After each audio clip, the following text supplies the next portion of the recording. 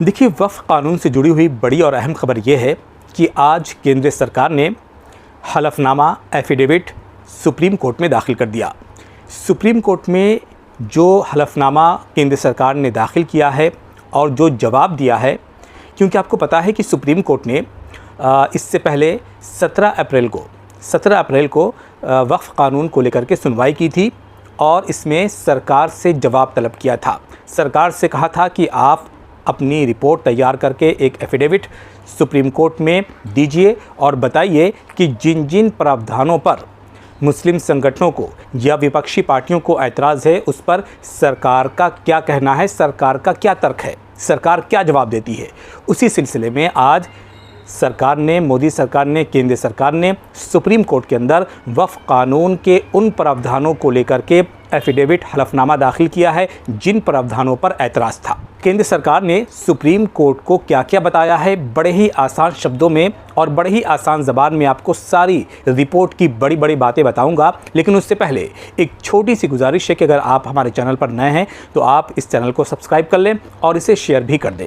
देखिए, केंद्र सरकार ने सुप्रीम कोर्ट में जो एफिडेविट, जो हलफनामा दाखिल किया है उसमें सीधे सीधे सरकार ने ये कहा है कि जो नया वक्फ कानून बनाया गया है वो संविधान के अनुसार बनाया गया है, वो संविधान के दायरे में रह करके बनाया गया है और जो भी याचिकाएं इस वक्फ कानून के ख़िलाफ़ सुप्रीम कोर्ट में दाखिल की गई हैं, जो अर्जियां इस वक्फ नए कानून के ख़िलाफ़ सुप्रीम कोर्ट में दायर की गई हैं, उन याचिकाओं को खारिज कर दिया जाए। देखिए, नए वक्फ कानून में जिन प्रावधानों को लेकर के सबसे ज़्यादा ऐतराज़ था, जिन प्रावधानों को लेकर के सबसे ज़्यादा अपोजिशन पार्टियां या मुस्लिम संगठन अपनी नाराज़गी जता रहे थे, उन प्रावधानों में से किन किन प्रावधानों पर क्या क्या जवाब केंद्र सरकार ने दिया है वो हम आपको बताते हैं।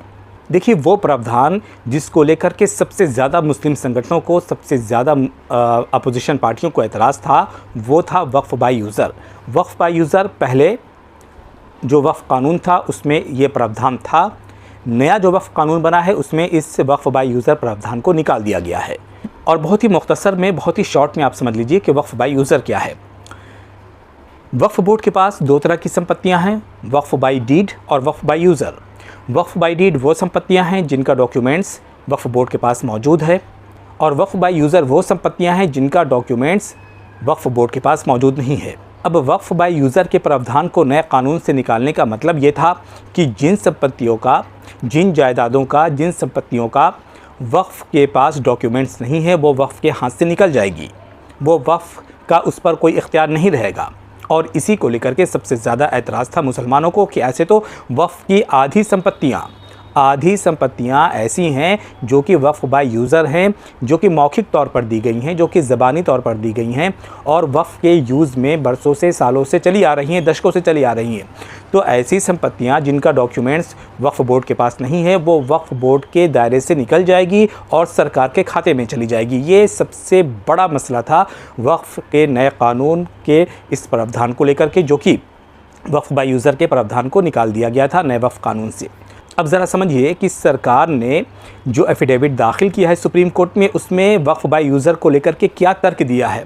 काफ़ी हास्यास्पद है और एक बच्चा भी समझ जाएगा कि ये किस तरीके की बातें सरकार कर रही है। सरकार का ये कहना है कि वक्फ बाय यूज़र के प्रावधान को नए कानून से इसलिए निकाल दिया गया क्योंकि वक्फ बाय यूज़र ये इस्तेमाल में था ही नहीं, ये इसका इम्प्लीमेंटेशन था ही नहीं, क्योंकि 100 सालों से, यानी अभी 2025 चल रहा है, तो 1925 से सरकार का ये कहना है कि 1925 से कोई ऐसी संपत्तियां वक्फ बोर्ड को दी ही नहीं गई जो कि वक्फ बाय यूज़र के दायरे में आती हो, यानी कि मौखिक तौर पर, ज़बानी तौर पर ऐसी कोई संपत्तियां वक्फ बोर्ड को दी ही नहीं गई।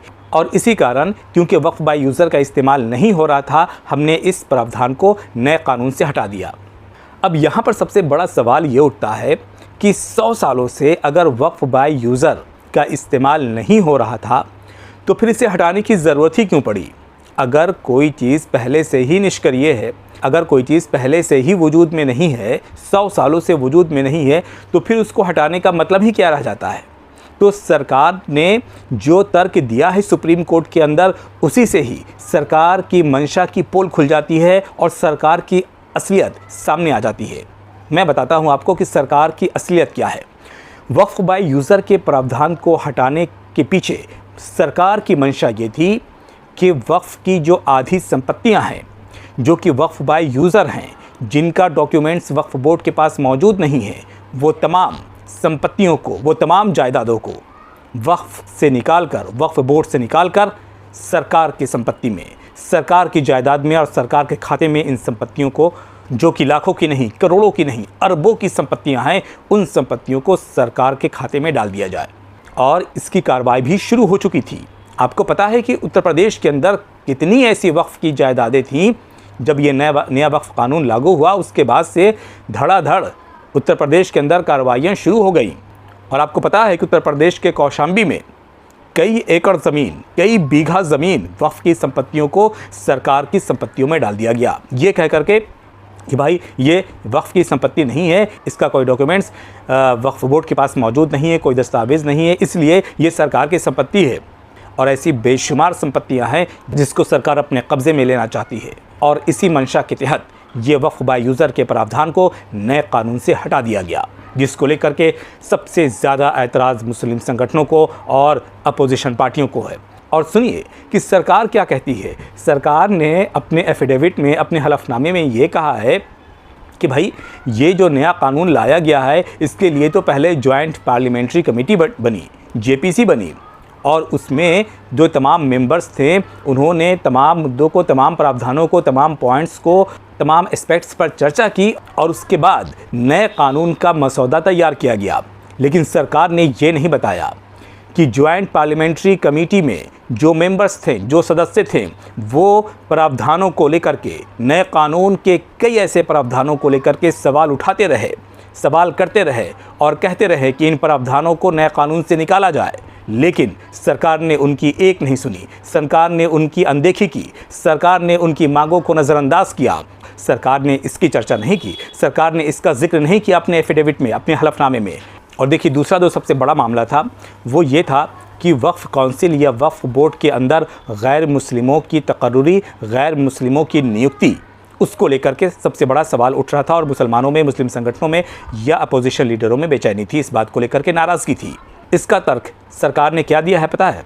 सरकार का ये कहना है कि वक्फ बोर्ड ये संवैधानिक संस्था नहीं है, बल्कि वैधानिक निकाय है, और इस वजह से इसमें गैर मुस्लिमों की जो नियुक्ति की जा रही है ये सही है।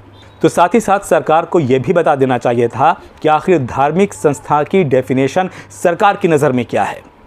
सरकार की नज़र में धार्मिक संस्था की डेफिनेशन क्या है उसको बताना चाहिए था, ताकि उस पैमाने पर, उस क्राइटेरिया पर हिंदू संगठनों के धार्मिक कमेटियों को भी रखा जाए और उस पैमाने पर देखा जाए कि क्या जो डेफिनेशन सरकार ने तैयार की है उस दायरे के अंदर मंदिरों की हिंदू कमेटियां आती हैं।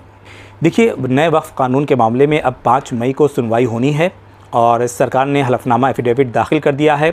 अब ऐसे में देखना ये होगा कि सरकार ने जो एफिडेविट, जो हलफनामा दाखिल किया है, उस हलफनामे को लेकर के सुप्रीम कोर्ट का नज़रिया क्या रहता है। सुप्रीम कोर्ट क्या इस हलफनामे से मुतमईन रहता है या फिर इस एफिडेविट को नकार देता है।